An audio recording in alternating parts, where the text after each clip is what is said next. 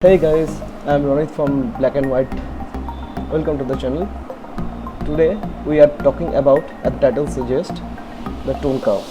Now the reason behind I am talking about tone curves in this video because I believe the tone curve is the most powerful tool in this editing software we are using today, that is Lightroom. Why? That I will explain. This is to you.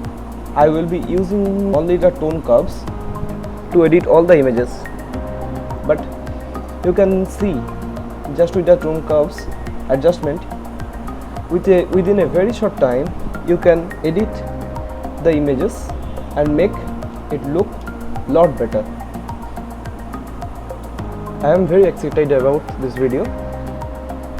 I hope you will learn something from this video too. So without wasting any time, let's get started.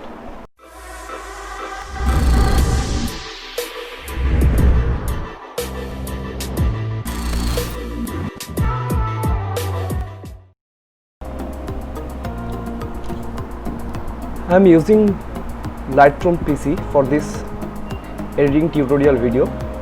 You can use any of the softwares which has tone curves.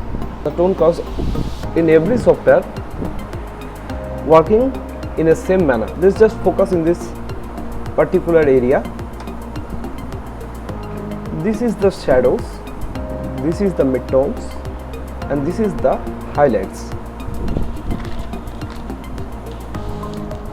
So if you increase the highlights from this point, you get brighter highlights. If you decrease the highlights from this slider, you get darker highlights. Similarly, it works for shadows as well as highlights also. As we increase the shadows become darker. As we increase the shadow becomes brighter. Same works for the midtones as well. Now we are going to increase the contrast of this image. What we can simply do is grab this contrast slider and increase this to increase the contrast in our image. But problem using the contrast slider, you cannot get the flexibility to adjust properly for your shadows, midtones and highlights, but not in this case with tone curve. If we want very high contrast in the highlights and very less contrast in the shadows, we can do this by tone curve adjustment tool. Similarly, if we want less contrast in the highlights and high contrast in the shadows, we can do that also. Similarly, as well as in the midtones, we can simply grab this midtone.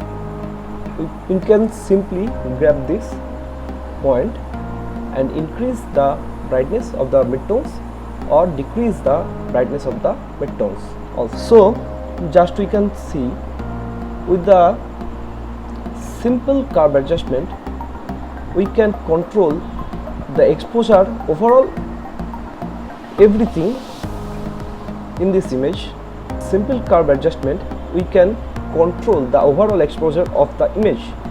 Now in this image we want to increase the highlights and decrease the shadows, but I want to target a particular area of the image. But how will I understand what does the particular area exactly falls onto the graph? We don't have to actually analyze or understand it. You just simply click on this button and click on the particular area we want to showcase in our particular curve adjustment toolbox. Simply click that. Now you can see there is a point in the tone curve adjustment layers. Now you can decrease or increase the brightness of the midtones or highlights from here. Same goes for the shadows as well. Simply click on this button again and click on here.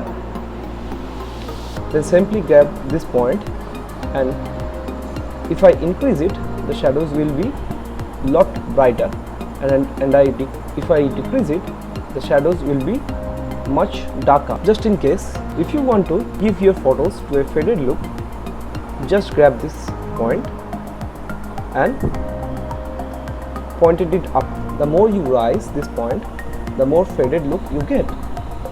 So this is how we use the pointer option to make targeted curve adjustments. Let's quickly make an exposure adjustment for this image.